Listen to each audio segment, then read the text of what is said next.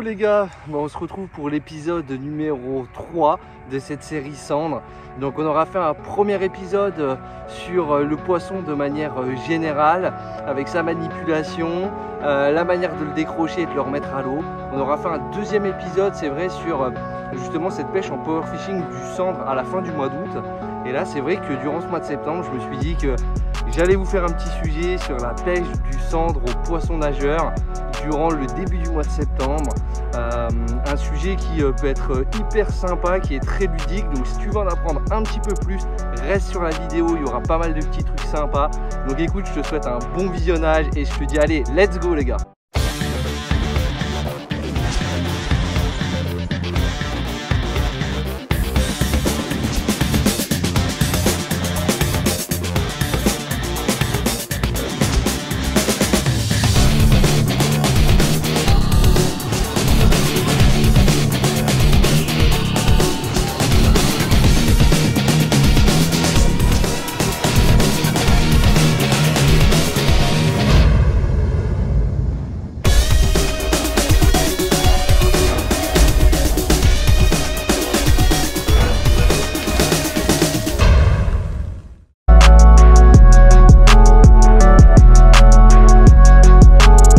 Les gars, on se retrouve sous ce beau soleil du mois de septembre.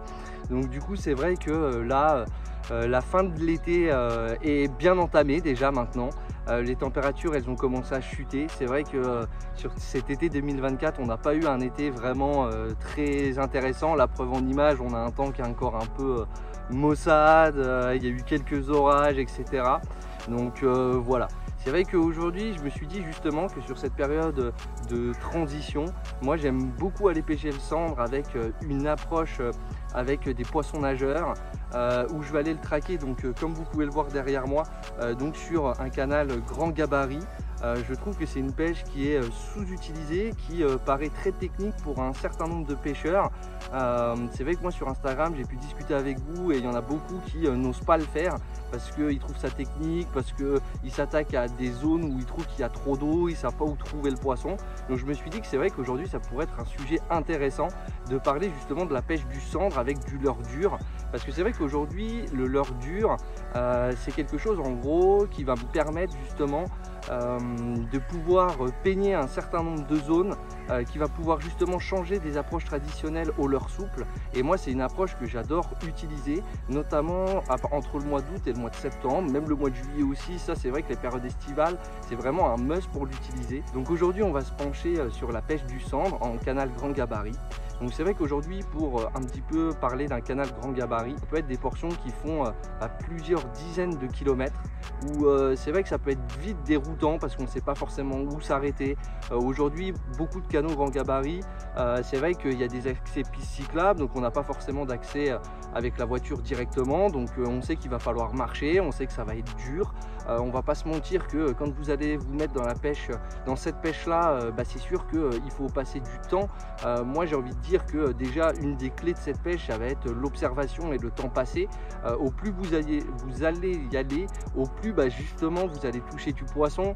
Par moments vous allez enchaîner des capots, à d'autres moments vous allez capitaliser certaines zones où vous avez fait du poisson, vous allez y retourner, vous allez retoucher, etc.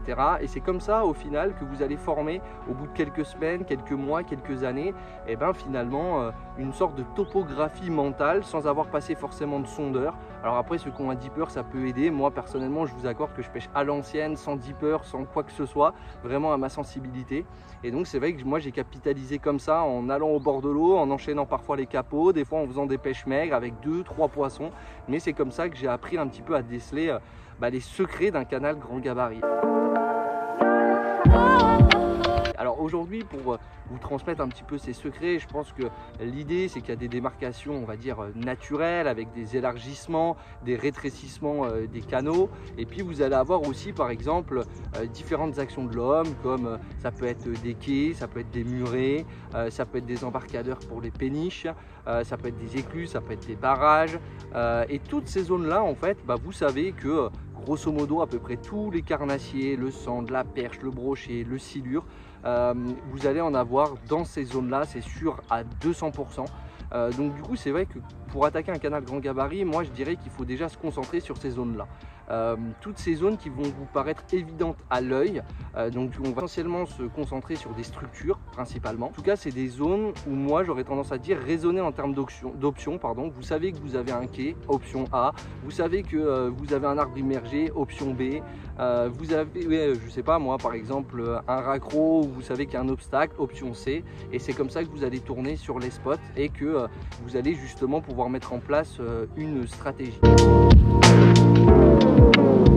Aujourd'hui justement, en parlant de stratégie aussi, il vous faut le matériel adapté. Donc déjà premièrement, avant peut-être de vous présenter la canne, je vous dirais que c'est quand même une pêche qui est assez physique. Donc surtout prenez quelque chose d'assez léger, une sacoche, une épuisette que vous pouvez accrocher dans votre dos, qui n'est pas lourde, qui ne va pas vous embêter.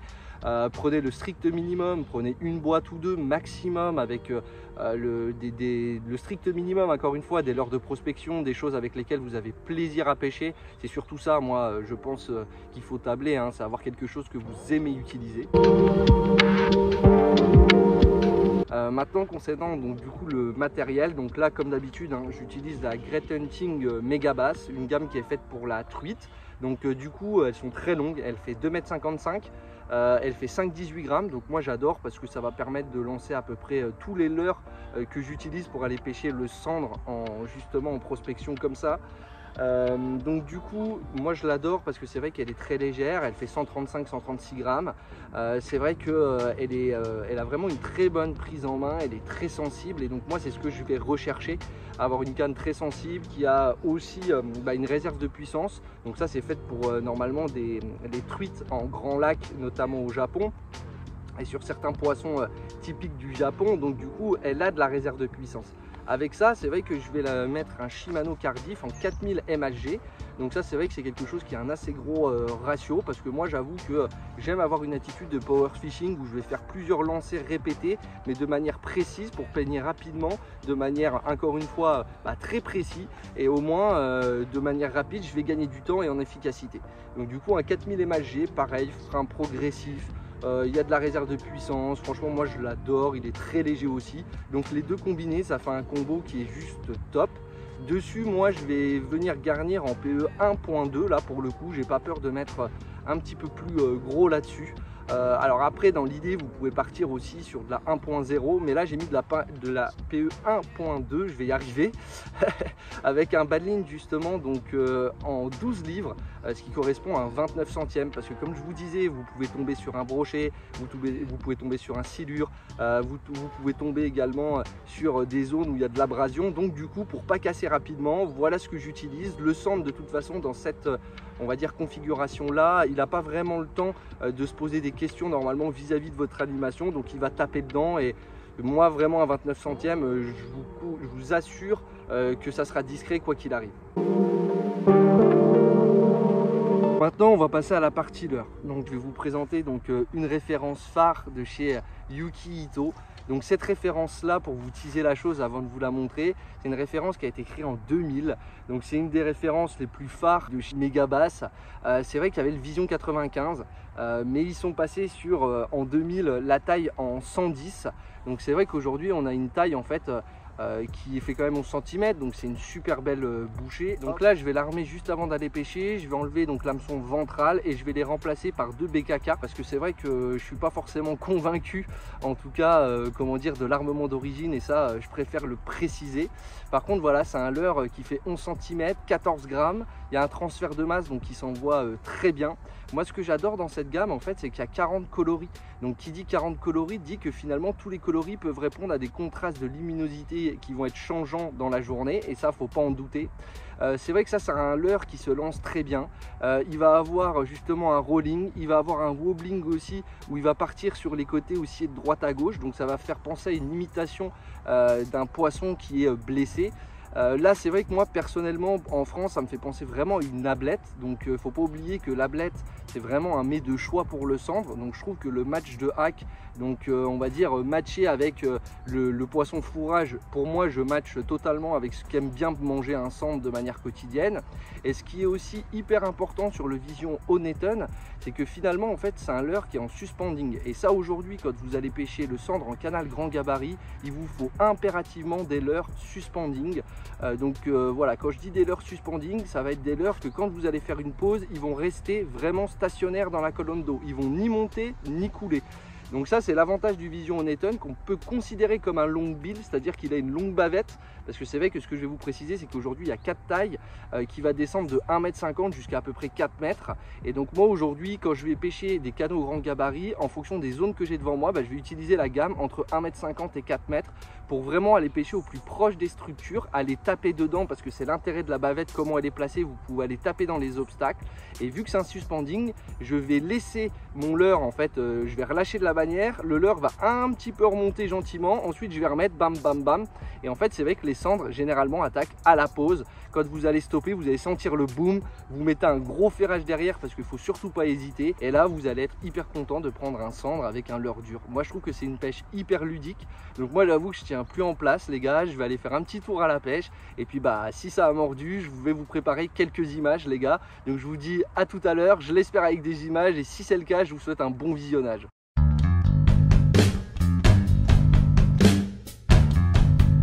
Les gars, là on est vraiment sur un tout petit poisson, mais comme quoi elles ont pas peur. On était sur une taille 110 et on a une perche qui fait 20 cm quoi. Donc voilà, et c'est une approche très polyvalente qui va faire cendre, perche si vous avez un brochet. Aussi sur la zone ça pourra le prendre.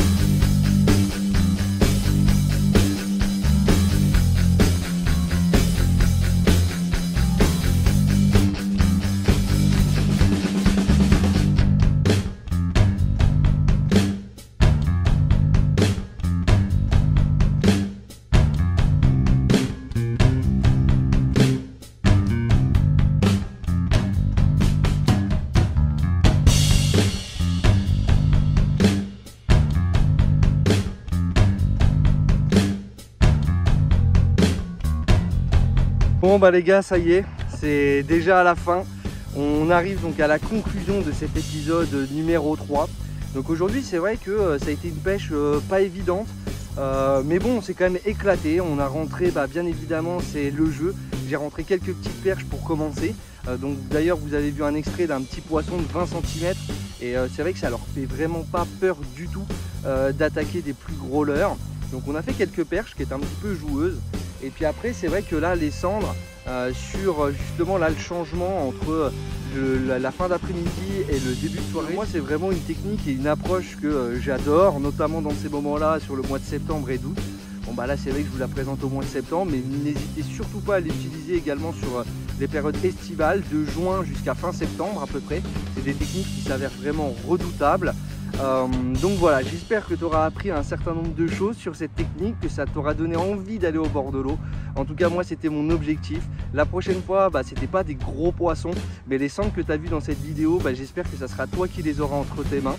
Donc voilà, je vous dis à la prochaine les gars. Si vous avez apprécié, n'hésite pas à liker, à partager la vidéo et à t'abonner aussi. Et je te dis, écoute, bonne soirée ou bonne journée en fonction de l'heure à laquelle tu verras cette vidéo. Allez, bye les gars, à la prochaine et portez-vous bien. Ciao!